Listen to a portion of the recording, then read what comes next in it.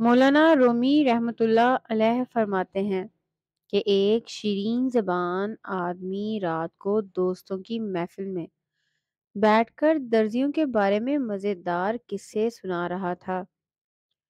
داستان کو اتنی معلومات رکھتا تھا کہ باقاعدہ اچھا خاصا درزی نامہ مرتب ہو سکتا تھا۔ جب اس آدمی نے درزیوں کے چوری اور مکاری سے گاہکوں کا کپڑا غائب کر دینے کے ان گنت حیرت انگیز قصے سنا ڈالے، سننے والوں میں ایک ملک خطاب ایک ترک جسے اپنی دانش اور ذہانت پر بڑا ناز تھا، کہنے لگا اس علاقے میں سب سے گرو درزی کون سا ہے؟ داستان گو نے کہا یوں تو ایک سے ایک ماہر فن اس شہر کے گلی کوچوں میں موجود ہے، لیکن پوریش نامی درزی بڑا فنکار ہے۔ اس کے کانٹے کا منتر ہی نہیں، ہاتھ کی صفائی میں ایسا استاد کہ کپڑا تو کپڑا آنکھوں کا کاجل تک چورا لے اور چوری کا پتہ نہ لگنے دے۔ ترک کہنے لگا لو، مجھ سے شرط، میں اس کے پاس کپڑا لے کر جاؤں گا اور دیکھوں گا کہ وہ کیوں کر میری آنکھوں میں دھول پھونک کے کپڑا چوراتا ہے۔ میاں کپڑا تو دور کی بات ایک تار بھی غائب نہ کر سکے گا۔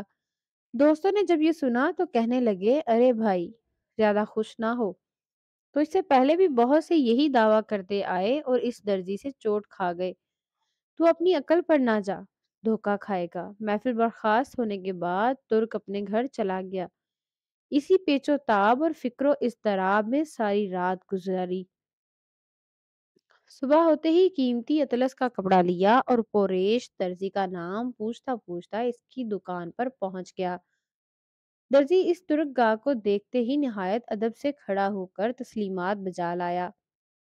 درزی نے خوش اخلاقی اور تعظیم و کریم کا ایسا مظاہرہ کیا کہ ترک بے حد متاثر ہو گیا اور دل میں کہنے لگا یہ شخص تو بظاہر ایسا عیار اور دغاباز نظر نہیں آتا، لوگ بھی خواہ مخواہ رائی کا پہاڑ بنا دیتے ہیں۔ یہ سوچ کر قیمتی اطلس درزی کے آگے دھر دی اور کہنے لگا اس اطلس کی قبا مجھے سی دے۔ درزی نے دونوں ہاتھ ادب سے اپنے سینے پر باندھ کر کہنے لگا حضور قبا ایسی سیوں گا جو نہ صرف آپ کے جسم پر زیب دے بلکہ دنیا دیکھے گی۔ اس نے کپڑا غض سے ناپا، پھر کاٹنے کے لیے جا بجا اس پر نشان لگانے لگا، ساتھ ہی ساتھ ادھر ادھر پر لطف قصے چھیڑ دیے۔ ہنسی ہنسانے کی باتیں ہونے لگی جن میں ترک کو بے حد دلچسپی ہو گئی۔ جب درزی نے اس کی دلچسپی دیکھی تو ایک مزاحیہ لطیفہ سنایا جسے سن کر ترک ہنسنے لگا۔ ہنسی خوشی میں اس کی آنکھیں بند ہو گئیں۔ درزی نے چھٹپٹ کپڑا کاٹا اور ران تلے ایسا دبایا کہ سوائے خدا کی ذات کے اور کوئی نہ دیکھ سکا۔ غرض اس پر لطف داستان سرائی میں ترک اپنا اصلی مقصد اور دعویٰ فراموش کر بیٹھ کر کدھر کی اطلس کہاں کی شرط عظیم مذاق میں سب سے غافل ہو گیا۔ ترک درزی سے کہنے لگا ایسے ہی مزیدار کوئی اور بات سناؤ۔ درزی نے ایک اور قصہ سنا ڈالا۔ ترک اتنا ہنسا کہ اس کی آنکھیں بالکل بند ہو گئیں۔ ہوش و حواس رخصت، عقل و خرد الوداع۔ اس مرتبہ درزی نے پھر کپڑا کاٹ کر ران تلے دبا لیا تو ترک چوتھی بار مذاق کا تقاضا کرنے لگا تو درزی کو کچھ حیا آ گئی اور کہنے لگا مزید تقاضا نہ کر، اگر ہنسی کی ایک اور بات کہوں گا تو تیری قبا تنگ ہو جائے گی۔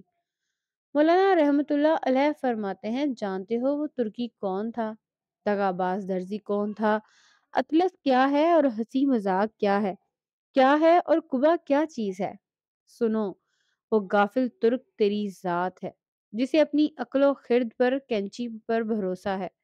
وہ معیار دھوکہ باز درزی یا دنیا فانی ہے؟ ہنسی مذاق نفسیاتی جذبات ہیں۔ تیری عمر اطلس پر دن رات درزی کی کینچی کی مانند چل رہی ہے۔ دل لگی کا شوق تیری غفلت ہے۔ اطلس کی قبا تجھے بھلائی اور نیکی کے لیے سلوانی تھی، وہ فضول مذاق اور کہکاؤ میں تباہ و برباد ہو گئی ہے۔ اے عزیز اپنے ہوش و حواس درست کر، ظاہر کو چھوڑ باطن کی طرف توجہ کر۔ تیری قیمتی عمر کی اطلس لیل و نہار کی کینچی سے دنیا کا مکاری درزی کا ٹکڑے ٹکڑے کر کے چرا رہا ہے اور تو حسین مذاق میں مشغول ہے۔ نصیحت ہے ان لوگوں کے لیے جو عقل و شعور اور علم کی آگاہی رکھتے ہیں۔ آج جاگ انسان جاگ، کے دنیا چند دن کی ہے اور اخروی زندگی کی سوچ جس کی انتہا ہی نہیں، پھر کیوں تو آنکھیں موندے ابلیس کا پیروکار بن رہا ہے؟ بس اللہ تعالیٰ کی رسی کو مضبوطی سے تھام لو اور دنیا کے لہو لعاب سے نجات پاؤ۔ یہی اصلی زندگی کا آغاز ہے۔ آپ کو دفنا کر واپس آتے ہوئے آپ کے لواحقین کا دھیان رخصت ہونے والے مہمانوں کے کھانے کے بندوبست کی طرف جائے گا کہ انہیں کھانا کھلا کر رخصت کرتے ہیں۔ ایک ہفتہ گزرے گا، آپ کے بچوں کے اسکول واپسی کا سلسلہ شروع ہو جائے گا۔ 2 ہفتے گزریں گے، افسوس کرنے والوں کا آنا جانا بند ہو جائے گا۔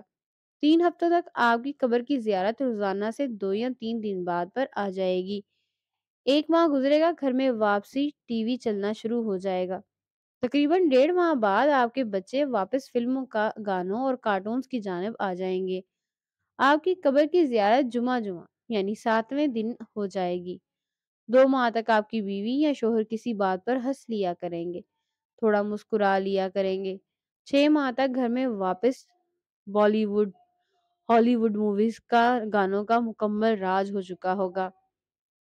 مزاحیہ باتوں پر کہہ کے گونج رہے ہوں گے۔ 6 ماہ گزرے، آپ کی قبر پر اب مہینے میں ایک بار چکر لگتا ہے۔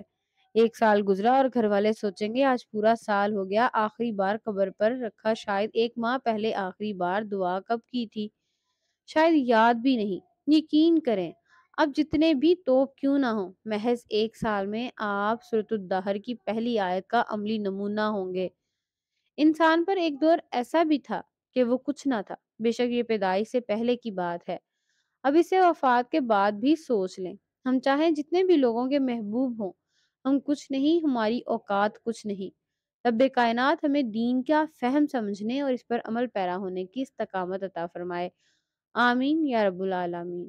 اچھی بات کو سن کر آگے پھیلانا صدقہ جاریہ ہے، تو پلیز شیئرز لازمی کریں۔ جزاک اللہ۔